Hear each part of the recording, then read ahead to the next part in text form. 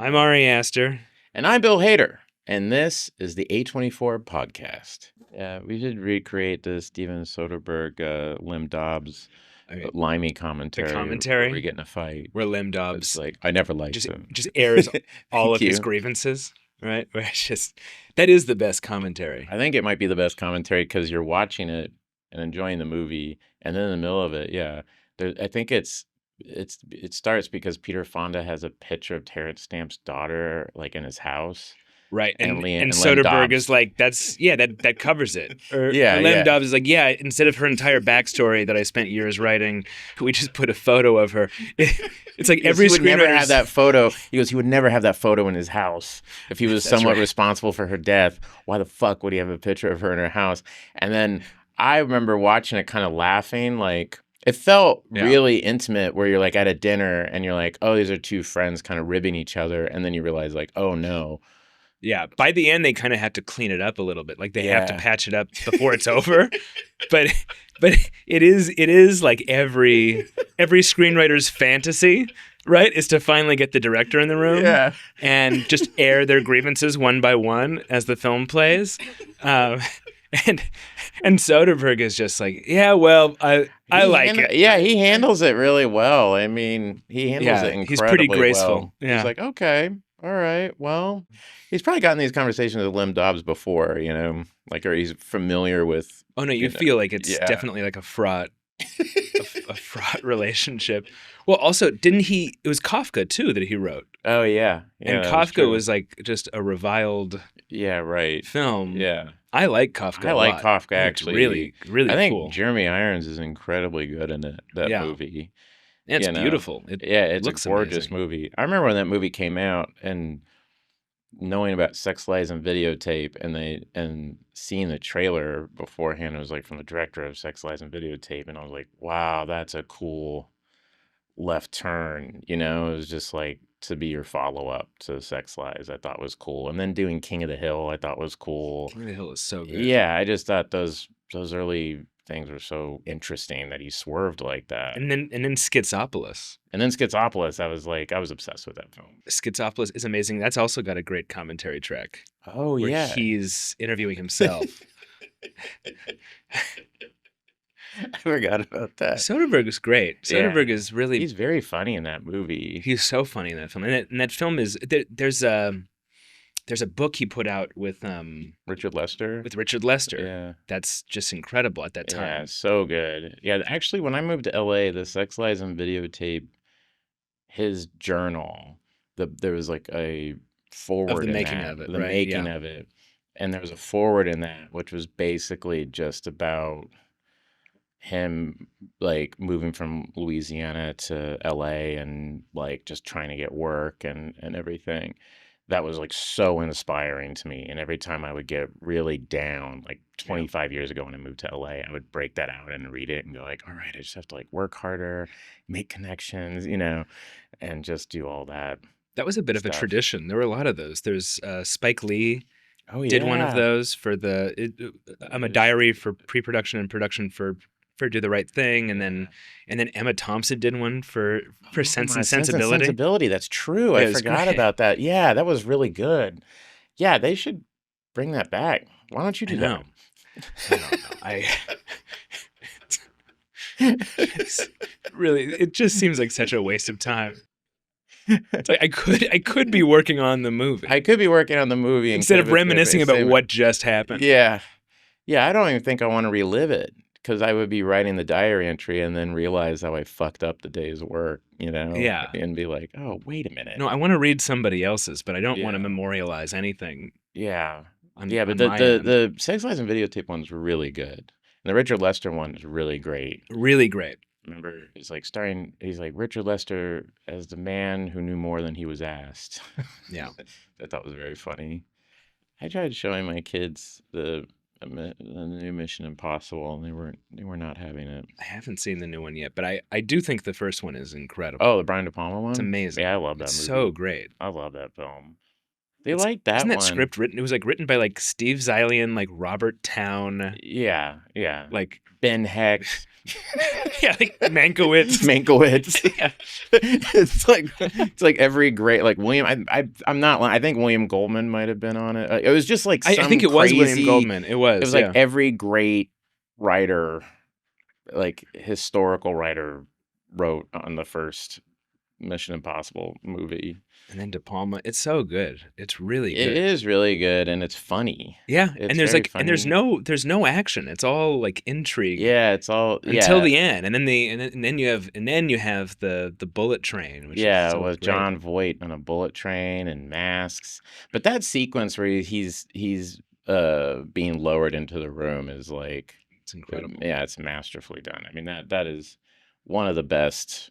I remember seeing that in the theater and people just losing their minds. Like it works so well. I gotta talk to you about your movie a little bit. So you sent me the script for it a while ago. I remember us actually sitting outside at an Italian restaurant and you telling me the story, and you're like, yeah, I'm doing a COVID Western that's kind of Jim Thompson-y. And I went, oh, okay, wow, that sounds... You thought it was a bad idea. I thought it was a bad idea, yeah. Yeah. I was like, all right, well, that's interesting. No, but then when I read it, I was like, this is awesome. But then but you can never really fully understand. And like, you're such an actual, like a real filmmaker. Like when you read the scripts of actual filmmakers, they read where you could see the movie in a way that's not written for like executives. Like as an actor, I would read a lot of scripts that I was like, oh, this is to sell, Right. But your scripts are so full and interesting because I'm like, oh, this is the guy who's seen the movie, and they read really well and exciting. But then seeing the movie, which I just saw it a couple weeks ago, and I called you after. There's no hyperbole. I think it's a masterpiece. I really do. I can't stop thinking about it. My girlfriend, Allie, we are still talking about it constantly. And anybody we talk to, we're just like, you have to see Eddington when it comes out. You have to see it. And Alec Berg, the co-creator of Barry, was there, Jason Wallner, and all of us. Guillermo del Toro was there. And we've all been texting each other going like, what did we just see? That was phenomenal. And I think that the thing that the word that I related to is Allie said that was very refreshing that somebody came out and made a movie that just kind of just stated the problem. It's that, like, sorry to be pretentious, but that Chekhov thing of like, you present the problem, not the solution, and so many things today I see are trying to be the solution, or at least if we just did this would, and that never really works. But someone going like, well, here's how I feel about a lot of things. I don't want to give anything away, but I was just really, truly, as like, the feeling I had, we got in the car and I told Allie, I go, I can't believe I'm friends with the guy who made that. That thing's unbelievable. So it really, it really is like, I don't know what else to say. I thought it was I do think it's a masterpiece. Oh, thanks, man. I know it's. Thank you. I know it's. I really appreciate that. I don't want money or anything. I'm not asking for money. I'm not about to hit you up. I'll give it. I'll give you money. It's okay. We'll do it after the thing. But how when you're writing something like that, is it just like, I know you're going to be talking a lot about how'd you come up with the idea and all these things, but I'm always interested just like in process stuff, because I'm so insecure about my own process, which is like very, like, not very disciplined at all, and kind of like, I would say kind of lazy. And then suddenly I just get like a ton of work done, and then I'm lazy and I get a ton of work done. But with this idea, was it a thing that, okay, every day I'm just going to like work on this thing, or was it a burst of, It was kind of a burst. Well, it was, I don't have much of a process either. I think mostly it's intuitive thing, but also like an impulsive thing where I just, if something's there, I write it down, and I tend to try to not censor myself or edit anything until it's down. Mm-hmm. And then once it's down, it becomes a process of like just steeling yourself and not and not taking out the things that you know should probably not be there. Yeah. Well, Yeah. I mean that maybe need to be there for like the integrity of the thing, but that for your own peace of mind, would be better taken out. And this film has a lot of those. Yeah. Yeah, there were a couple things that I'm actually happy I took out. Well, but when you look at that first, like you kind of get that inspired draft out, and then like, do you take a period and then look at it and go, oh, okay, well, what was I thinking? Or, oh, I like this. Or in this case, I had been wanting to write something about the atmosphere, about like just the environment we were living in. Yeah. And that, of course, just includes the internet, like like what does it feel like to actually just be living in the internet? Yeah. And I didn't have like I didn't have an idea beyond that. And then I realized that I had this script called Eddington that I tried to get made like 8 years before I made Hereditary. And it didn't happen. And wow. I didn't know that. It was just sort of like this, contemporary Western that I lost interest in because it needed something else. Like it was missing something. And then I realized, I could take the basic structure and world of that script and then use that as a thing to hang all these other That's ideas great. on. I didn't know that. Oh, that's cool. Yeah. So that kind of allowed me to write something in about 3 weeks. Oh, wow. And then I left it alone because Beau is Afraid was the thing. And then in editing Beau, I kind of started to polish it and return to it and revise it. And then I went to New Mexico, which is where I'm from, and kind of drove around the state, going to different small towns and pueblos and interviewing sheriffs, police chiefs, public officials, like mayors, and just started getting as full a picture as I could of the state's politics. Yeah. And that really, like, once I had done that and I met certain people that felt like really great models for different characters, it started to get away from me in a good way. And then it started to stop being kind of me playing with little like army men, Yeah. Some people don't let that happen. You can see the movies people make where like, oh, they're playing with their army men. You know what I mean? But I like that you don't do that. After. Yeah, we'll talk about those off camera. But that's what I like about your stuff is that it feels so personal. I remember seeing Hereditary for the first time and shooting it too. And I went with some of the people who were making that movie. And I remember going, well, that's not only a great horror movie. I mean, the last 20 minutes of it were really breathtaking, I thought, and funny. I don't think anybody. Hiro Murai was the first person I met that we found Toni Collette's head falling, the sound effect of her head falling, like funny. Well, it's satisfying. It's very satisfying when you hear her head fall. I remember laughing because I was like, "That's funny that this guy included that," because you don't need it. But it's there. Like most movies, a horror movie would have taken that out. But it's so funny that you hear it. And I was telling Hiro Murai, and he goes, "Oh my God, I laughed so hard when you hear the head fall." And maybe that's just like a filmmaker thing. It's like we found it very funny. But I was also like, this is an amazing filmmaker. I was like, Jesus Christ, this is like, because it was so personal. I could feel all the. It just felt incredibly personal.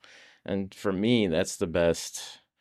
And we've talked about this, you see something like Rosemary's Baby or something like that, and you go, wow, this feels like a very personal story, on some level, And was the details that, feel the detail feel very personal. Yes, with Polanski, it always does. But was that a thing that again is just instinctual, or was that something at AFI they're like, all right, you need to put more of yourself in, you know what I mean? Was it one of those things? No, I think David Lynch too does that too. I would actually say David Lynch, when he passed away, I think we were texting, but I like watched all his movies again right after he passed away, and Yeah, me too. and that was the thing that knocked me out about it. I was like, God, these are so personal. These feel so almost like embarrassingly personal. Well, just like the vision is so complete and singular and like and just idiosyncratic, and his like picture of like America is Yeah, like always including the things he loves yeah, and the things that scare him yeah. and Yeah, these and motifs come that he's over kind and of over drawn again. to, you know, that Yeah. he also he's like a fetishist. Um yeah, no, his death really hit me hard in a way Same. that kind of surprised me. Part of that has to do with him being something of like a spiritual teacher for a lot of people, but Yeah, also I just think so too. I think he also just was a person that showed. I remember seeing Eraserhead and watching it again this time, and just thinking like, oh, this is about a guy who is terrified of having a family and terrified of all this having a responsibility and child having and a child, and but that it came out of him in this like way. the in-laws. Oh yeah, Bill, and look at my knee, and I mean, that whole scene with the family is just amazing, and it's still I could that movie's also kind of timeless too. Like you watch it and you think it was made during the '70s, but it could have been made any time. I just can't. I Yeah. couldn't imagine seeing that in the '70s and just going like, well, someone found a new language, you Yeah. know. I mean, it No. really is, and it just was all instinctual. And I feel that in your stuff though. It's like it's a similar like Midsummer. I remember I think that's how you and I started talking was I was supposed to do a Q&A or moderate something or something, and then I was like, well, can I just say hi to him? And it was during pandemic, and I think I called you, and I was like, I just was Yeah, we had like watching a 4 hour Midsummer. Yeah, we talked for like conversation 4 hours. during COVID. Yeah, And, during lockdown. and then I was just like, this is amazing. This is like one of the greatest breakup movies of all time. You know? Thanks, man. But yeah, is that a thing that's like you tend to be drawn towards? It's just an instinctual thing in your writing and The the personal stuff. personal aspect of it. Um, well, I would say that for me, I think I use genre in some ways as like a shield or like Hmm. it's a way of like obfuscating. Yeah. So in some ways, it's like cowardice, right? It's that I need to veil Right. just how personal the stories are. Hmm. Um, and so yeah, I think if anything, I'm sometimes a little embarrassed by just how like it verges on like solipsism, Yeah. sometimes. But I know that just writing is hard, and I can only ever really do it when I'm in some kind of crisis, or Yeah. if I'm really stuck. When we first became friends, you sent me a script for a feature that you haven't made Oh yet. yeah. That is, I won't talk about it, but except to say that it's incredibly personal Yeah. and has a lot of things from your life, and I found it to be just like so real and like really beautifully observed, Oh, and thanks. it's a movie that was so vivid on the page that I feel like I've already seen it. It doesn't exist yet, but I really, really want it to. So I know just as far as that project is concerned that you operate in a similar way. It really made me. I mean, you mentioned Chekhov, and it really brought Chekhov to mind in its unsentimentality, its lack of sentimentality, and then also just the way that it sets up kind of a familiar problem, but the innovation is that it ends the way life does, Yeah. not the way a Right. story Yeah. does, Yeah. Which is right? why it's Which is been the so hard to get Chekhov it thing. made. Has it been? A little bit, yeah, but not like in a So huge great. way, but yeah, in a bit of a way, yeah. It's so But great. that's the thing I always like, when we talk about, and I think I mentioned this to you after I saw Eddington, was I had written a horror movie right after Barry wrapped, and I didn't really take a break after Barry. I kind of went right into writing this feature, and I was like, I'm gonna make this feature, and I had a meeting with a big producer who's actually very smart, lovely guy, but it wasn't for him. And if you've seen his other movies, I won't say who it was, but great guy, but it's just not for him. But his response to it was so bad. He went, this is so mean spirited and horrible and everything. I was like, yeah, it's a horror movie, and it's like, but it's so it's just so disturbing and just so cynical and this. And I was like, did you not see my TV show? But it was this interesting thing that happened that it did kind of knock. It did kind of hit. And I think it was just because I was very vulnerable after finishing Barry and this kind of pressure of like, what are you going to do next or whatever, that was all self-imposed. No one was asking me that. It was just my own neuroses that I really lost my confidence. And so I kind of set it aside for a bit, and we'll go back to it, I know. But when I saw Eddington, I think I told you I was seeing that. I was like, yes, okay. I'm going to go back to that project because he did it. I go, he had the balls to do the thing that I kind of was like talked out of. You know what I mean? And let's see how Eddington does. It might not have. No, but for me, it's fantastic. Opened the door further. No, but I think it's fantastic. I don't. Some of this you just can't control. But I do think it's a film that will last forever. And oh man. But it is a thing that we, I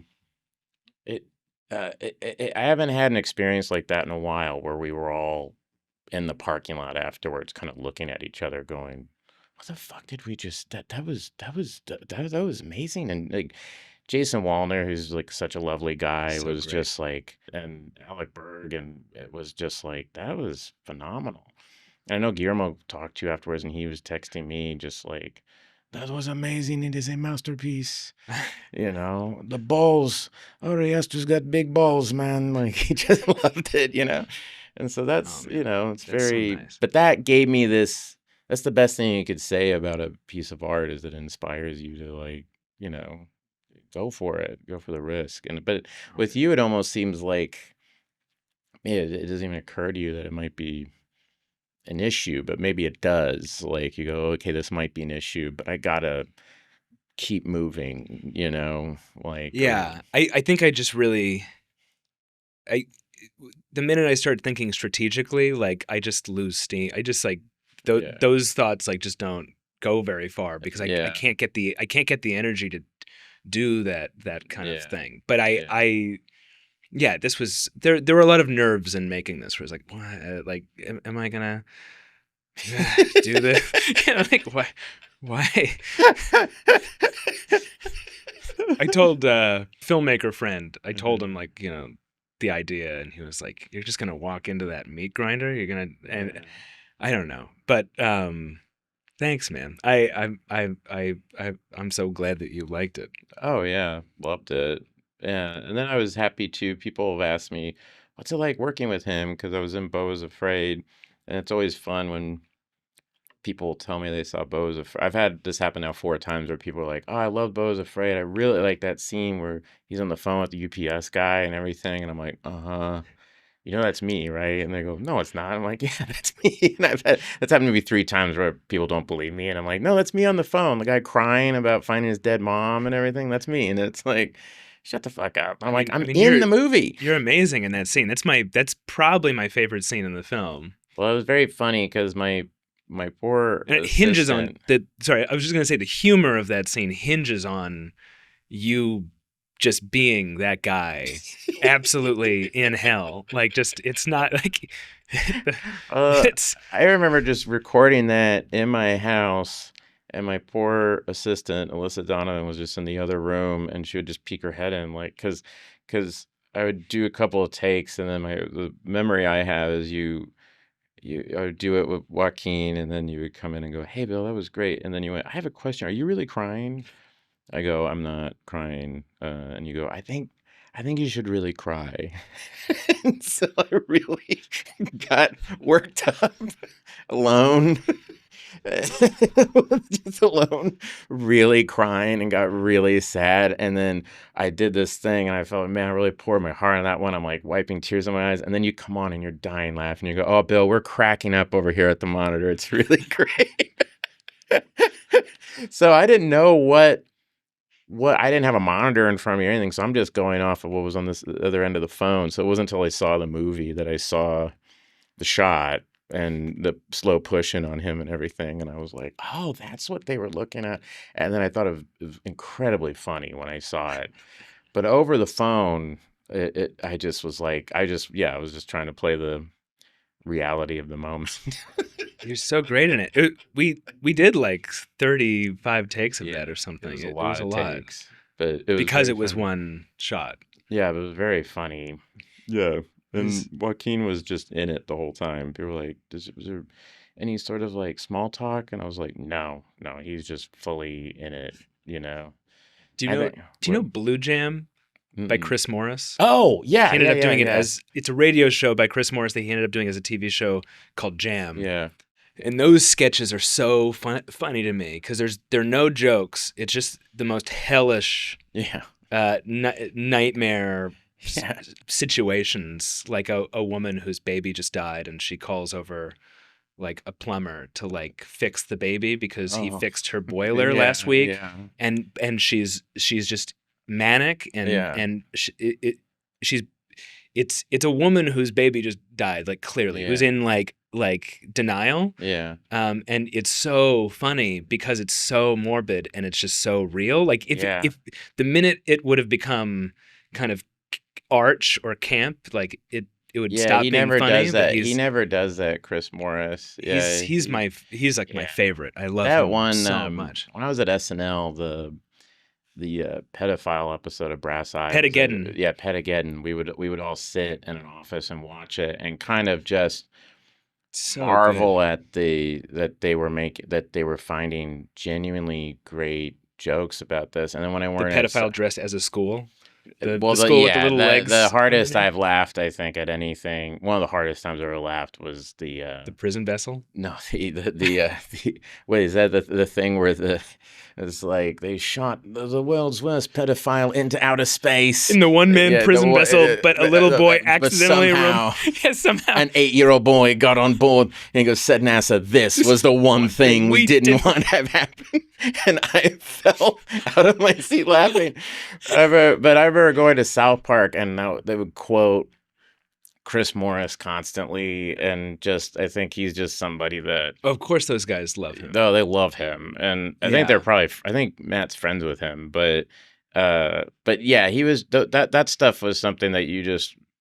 we were kind of like, God, could you imagine they're getting away with this stuff? And I remember meeting Simon Pegg, and he was like, oh, Shaun of the Dead and stuff. I go, no, the guy in the stocks who's like, doesn't find, Chris Morris is like, don't you want to have sex with my son? He's like, no, I don't fancy him. And he's like, what do you mean you don't fancy him? Look at him. He's beautiful. It was like, I cannot believe they're making these jokes. Yeah. But somehow it was all more of a it was amazing. But it was all of Brass Eye is phenomenal. Cake, the animals episode, Cake, the drugs episode, is a non-existent but real sounding or whatever it was. And before that was On the Hour and The Day Today. Day Today was amazing, which he did with Iannucci, which is just and Coogan. Yeah, Coogan as Alan Partridge. He has Alan Partridge, and I remember Coogan did a very funny thing where he was the guy that saw a bank robbery. Do you remember that? Yeah. And they go, what did you see? Do you remember this? Did you not like this? No. I've seen them all. Where he says a bank robbery. He's like, well, the guy came out and he was like, and he gets hit in the head. Yeah. And what's the bomb dogs? The dogs that are being used as bombs. Yeah. There's so many. There's the priest. So the priest who's being bullied by the other priests. I mean, that was stuff that, that, and then when he did Four Lions and everything, I just Four Lions is fucking incredible. Yeah, it's unbelievable. Which he did I think he wrote that with Jesse Armstrong and Sam Bain, who did Peep Show, Yeah. So and Jesse Armstrong funny. Obviously did one on Succession, the greatest. Yeah. And The Thick of It. Yeah, Thick of It was unbelievable. But Four Lions was so, just like the Three Stooges as jihadists. Thing, where he's like, how did you keep where did you get all the, was it manure or something for the bomb? They just kept going back to the same store. And he goes, I went as a disguise. And he goes, what was your disguise? And he just put his Covering his beard. he just put his hands over his face to cover his beard. And he talked in a woman's voice. It's like, I need to watch that movie again, but I just remember seeing It's it. great. But that was another thing. It's It's so like funny. you see that in the theater, I remember, and I would say 20% of us were howling. Yeah. And then there was 80% of the audience that was just like, this is not funny at all. This is like really in poor taste and everything. And I don't know. I really admired that. Well, for me doing Barry too, it was like a thing where you go, oh, this doesn't look like a comedy. It looked like when those guys Yeah. blow up, it's very realistic, but also funny. Like the tone is very, a specific way. Well, Barry You has this know. amazing trajectory of beginning in its first season. It's there's something familiar about it. I really like its first season, but then 2, 3, and 4 for me, it goes to 4, right? Yeah. 2. Sorry, but 2, 3, and 4 for me, it just becomes incrementally more like fascinating and strange Yeah. and sad Yeah. and bleak, and it becomes kind of like experimental. I don't know. I really love how Barry evolved. It really became something totally unique. Oh, thank you, man. And some of those, I mean, just as a director as well, like you're so distinct, and there are action scenes. I mean, Ronnie and Lily, right, was the But first. that was the Karate Girl one. In season 2, that was because I just love like a sustained, like prolonged action sequence that kind of just that goes beyond the breaking point. Like, but that one went so far beyond it. And then in season 3, there's the motorcycle chase, which is one of the most like cinematic, vividly realized things I've ever seen, and not just on TV. I watched that a couple times. What you're doing with the sound, it felt like a shame that I was watching it on my TV. It's like I want to see this in a theater. It's that was the coolest thing was we did that was like the Emmy episode. So, and I think we chose as the Emmy episode just because they would screen it at for your consideration events, and we could see it in the theater with proper sound and everything. But no, I really appreciate it. No, that you know how it is. Like that's another one where you're just like you're following your instincts. And then I don't know if you have this too. We've kind of talked about this where you're like, hey man, I think I'm, that Ronnie Lily one, I was like, I think I'm finding my voice a little bit. I really think I figured this out. And then it's always for me in the mix where I'm watching it and I'm like, oh my God, I like the Coen brothers. This is just such a Coen brothers ripoff, or oh my God, this is the end of season 2. I'm like, this is Taxi Driver. Why didn't anybody tell me I was just doing the end of Taxi Driver? And it's I always realize it in the mix. Inescapable. They're just in your these. Yeah. It's like in your DNA. And I was like, someone asked me, oh, what are some of the movies you liked to watch for Barry? And I listed some, and in there was The American Friend and Third Man. And then to the DP Carl Hersey on season 3 was like, oh, the Coen brothers, every time before they watch a movie, they watch The Third Man and American Friend and The Conformist. And I was like, oh, jeez, I can't escape the influence of that. But they can't escape those influences. Yeah, they can't escape those. Yeah, that's true. Same with, you see like the Hudsucker Proxy and you're like, oh, that's the big clock. And that's the big clock. Oh, yeah, it's, right. It's, there's so much Hawks in there and Sturges and so much Capra, especially... Mr. Deeds. Oh, Mr. Deeds. Hudsucker Proxy is so like Mr. Deeds goes to town. Oh, yeah. And Hail the Conquering Hero. Oh, 100%. Yeah. You could tell how much they like Sturges movies, or even like growing up and watching Star Wars and Steven Spielberg movies and stuff, and then seeing, which is a movie like for me isn't like, I think it looks beautiful, but didn't hit me the way I think it did for that generation, was The Searchers. Yeah. I think Ford in general, I think they look amazing. But his movie, I love My Darling Clementine, actually. I think that's my favorite. I think that movie from top to bottom is pretty fantastic. And really, really moving. And you could tell it's post when he came back from war, because the whole ending, there's like no music and there's something kind of sad and like objectively kind of criticizing the violence of the OK Corral thing instead of being in the middle of it and then in the mix. Do you know what I mean? While also just being so romantic and yeah,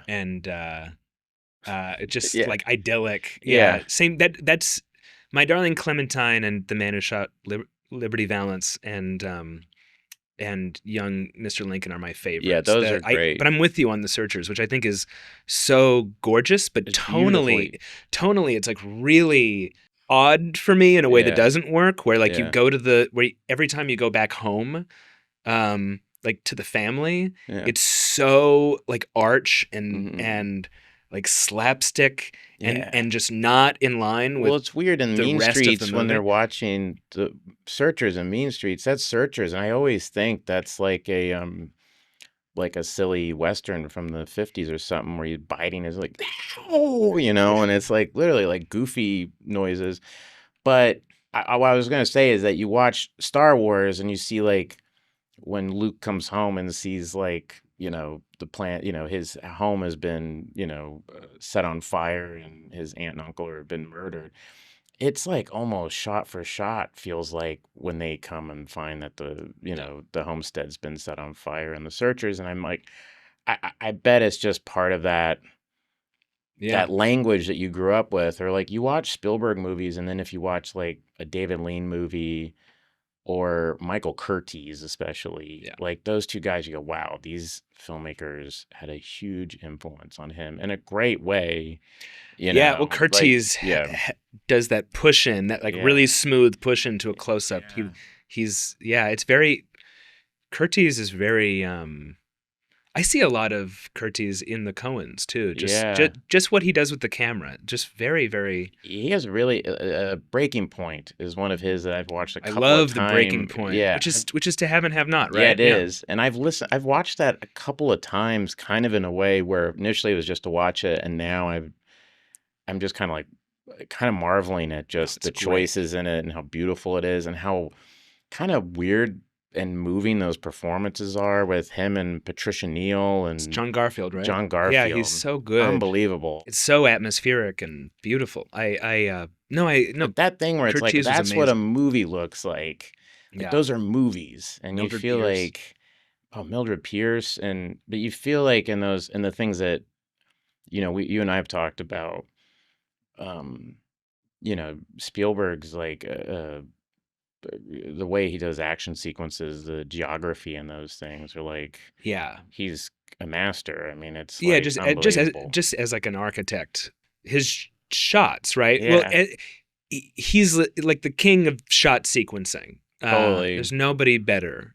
I would say George Miller is pretty good at, and James Cameron. I always think, but again, these are the people I grew up with. Yeah, watching Road Warrior constantly and watching Terminator and Terminator 2 constantly, and Spielberg. So it's just kind of like it's like in your DNA when you're putting together a sequence. Yeah, and actually, I'll say there's Sam Raimi too. Yeah, Sam Raimi. He was the thing that was like seeing Evil Dead at 14 and I would go, oh wow, you can do this on like no budget, and it was so effective. It was like punk rock music. Yeah. And then Evil Dead 2 being like, okay, now I'm going to do the same thing with the budget now, which is just now it's like the Ramones with Phil Spector or something, where it's like, hey, now we've got the dough and the prestige to do our thing at this higher level. But those movies are still so good. And then one of the actors in Barry, Jessie Hodges, her mom is in the original Evil Dead. She's the woman that gets raped by a tree. She goes, my mom's in the Evil Dead. And I go, she's the woman that gets raped by a tree. Ellen Sandweiss is an amazing actor. And she goes, yeah, I grew up in Michigan. And my mom was like, yeah, I was in this horror movie a long time ago. And she's like, yeah, we didn't really think about it.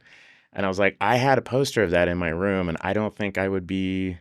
Like, that was the movie for me where I was like, oh, I'm going to pick up a video camera and go shoot stuff. Because you could see how he did it on some level. Because before that, I was like, oh, you need a giant crew and you need all this stuff. What was that for you? Was there a specific moment when you went, oh, I think I'm motivated now to go, or inspired to go shoot something on your own? Or was it just... I always hear about those kids who like were making Super 8 movies with their friends, and I didn't have friends who wanted to make movies, so I just wrote scripts. I was obsessed with just reading screenplays in my teens. Like I went through all the phases, the Like David Mamet phase and the and of course just read everything the Coens ever wrote. Yeah, those early Coen scripts are so interesting because they're so detailed. Yeah, well, they're written as prose. Yeah, they are. Yeah, it's the same with those. I mean, I just found this Herzog scenarios, and it's like the Aguirre. They're so great. It's just like a short story. They're short stories. Yeah. And the same with Bergman. Yeah, Bergman was big for me. Yeah, just I mean, as a filmmaker, writer, personality, the whole thing, and those screenplays. Like I loved the Scenes from a Marriage screenplay. I had that. Yeah, you have one. I remember I have one, a Persona and Shame. I remember reading and going like, wow, these scripts are so beautifully written, and I guess you can, because the Woody Allen ones. I remember reading an Annie Hall script that wasn't published. It was like. It might have been at like the UCLA library or something, but his would just be like, Annie Hall, like Alvy walks in and sees Max, and then parentheses would say improv. Yeah. And then it would get into the scene. Yeah. So they meet like improv, and then we lead into this somehow, and it would just be all dialogue. Oh, that's great. And I was like, oh, that's interesting. Oh, that's a good way. And then the Coens, that's where I learned the terms. I don't know, push, we're pulling them, we're pushing them. They would say like tableau, meaning like just like an interesting wide shot with everything. And I was like, oh, this is like it really is like so helpful. Yeah. And the Preston Sturges ones, I had that. I don't know, did you read those? Where it's like the big Preston Sturges scripts. And his autobiography is the best too. Oh, Sturges on Sturges. Oh yeah, he's so funny. That's the best one. Yeah, it's hilarious. One of the best ones. There are a lot of really great. So you were doing like writing scripts, and when did it become? Wasn't until you went to AFI that you're like, all right, I'm going to direct something, or was that? Well, I went to undergrad first, and then I again had to like drag friends into like kind of standing there uselessly while I did all the jobs, making shorts. And then at AFI, that was my first time working with like a crew of people who all had like their own discipline that they were committed to. Right. So like this was their project as well. Yeah. And then you realize like, oh, this is not only is the result better, but it's like not a joyless suffocating process. Yeah, my shit was always my sisters carrying Katie, unfortunately, like out in the woods in Oklahoma, and me. All right, you stand there. I'm gonna chase you with a camera, and then just literally just doing, Evil Dead shaky cam and chase him, going like wow, and doing all that stuff. And they loved it, but I was like their older brother, so they had no.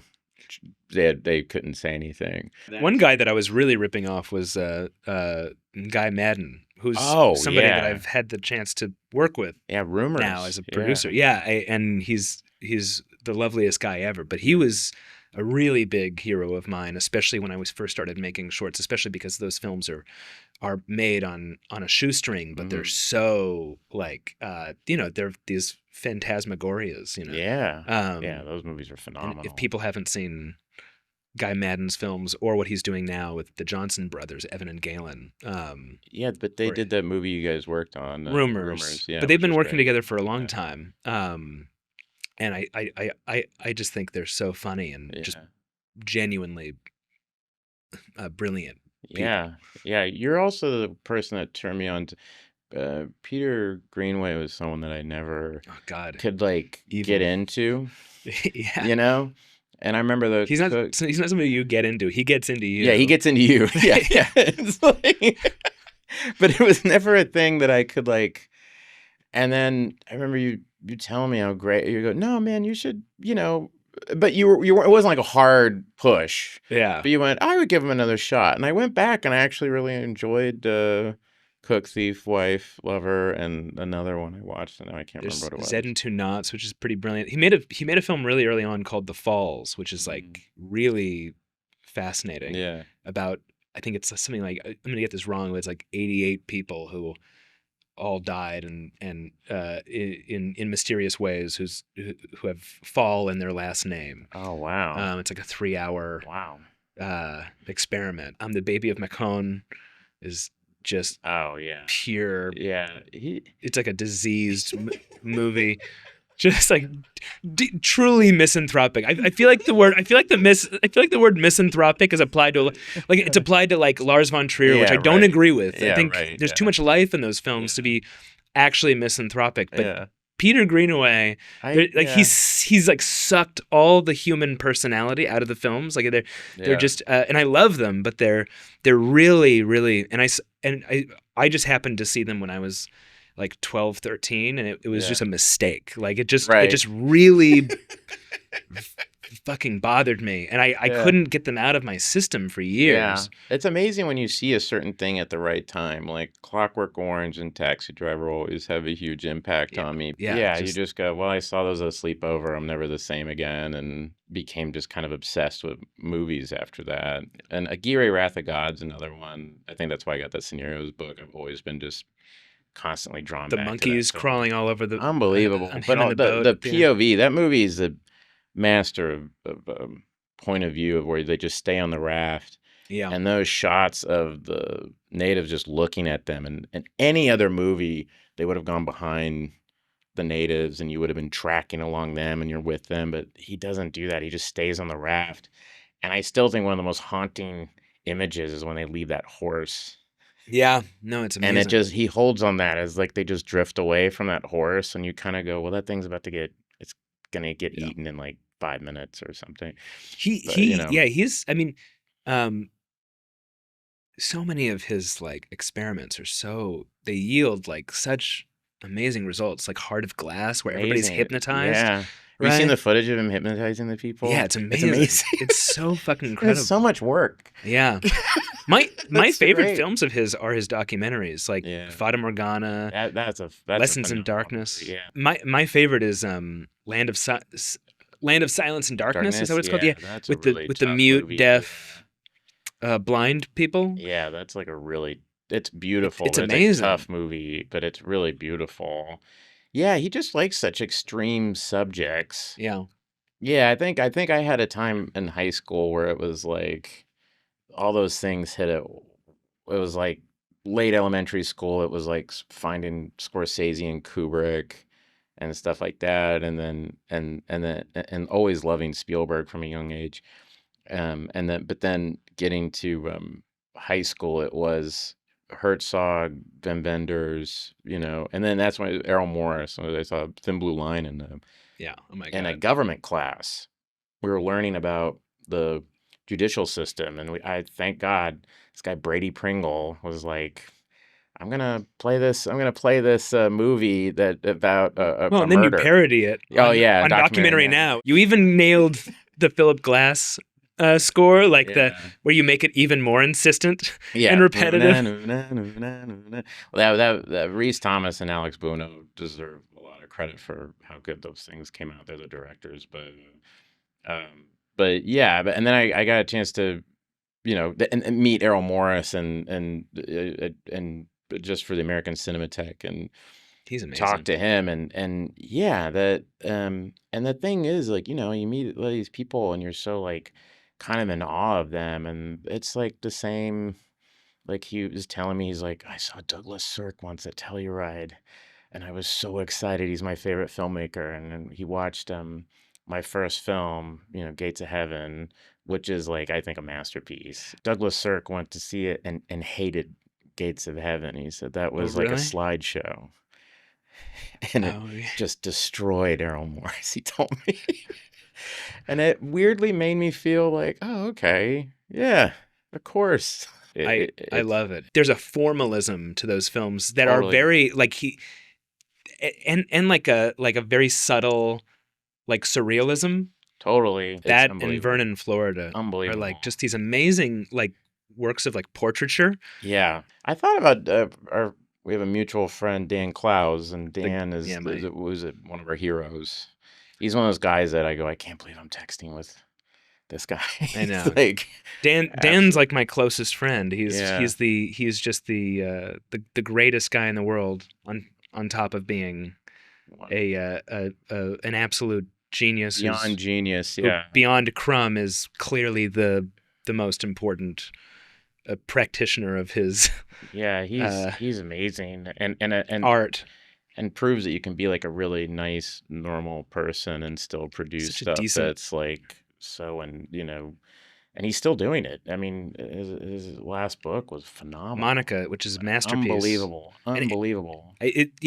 Monica feels like something of like a magnum opus for him. But everything he was doing in 8 Ball for me was as important as any film or same, book. yeah. His comic Like a Weed Joe. Oh yeah, like the Happy Fisherman. The happy fisherman with the fish that's sucking his dick all the time. Yeah. And then there's the who's the hobo with the Oh, I know what you're talking about. I grew up wanting to make movies that felt like a Dan Clowes comic. Yeah, I remember reading like a Velvet Glove Cast in Iron on this kid. That's the greatest. I was 19 and I lived in Arizona for like a year, and I made friends with these guys who were really genius artists. And this guy Andrew Rye, he had like he had that on his floor. Like we lived like, back then you just like, just stuff would be laying on the floor, and I remember picking it up and reading it and just being like, I've never read anything like this. Yeah. And I was like, can I please take this home? And I just read it like 2 or 3 times and just could not believe how funny and strange and disturbing and sad and everything Yeah. it was. And I just went, wow, who's this guy? Got to meet him recently and went to his house and was just like, he and his wife are just two of the his wife, loveliest. Erica. Erica is just the 2 of the loveliest human beings I have ever met. The best people. And Erica, you see Enid Coleslaw. You see where Ghost World came from, and he has a few of these dream comics like the Golden Mommy. Oh yeah. And it's just like I don't know, but I'll bet David Chase. Oh yeah. Like the way. Oh yeah. There's something of like Klaus's like dream language. There's like a Buñuel thing in there too, and I don't know if Dan likes Buñuel. Dan I'm loves sure he likes loves Buñuel. But there is a Buñuel thing there. But do you have any stories like that you feel comfortable? No, I'm trying to think of one that is really funny, but my thing at SNL was always like, oh my God, Scorsese's doing a bit, and he was so nice, but I just went into his dressing room and just immediately just was like, I'm gonna go see a Shirley Clark movie tomorrow. Blah blah blah blah blah. Like I just wanted to rap with him so badly about movies, and I could tell he was like, prove that you're on the level. Yeah, and I could tell he's like, good. He's like, oh yeah, you're great. Yeah, you're great. But and then the producer kind of just pulled my shirt. Like, Bill, get out of his dressing room, please.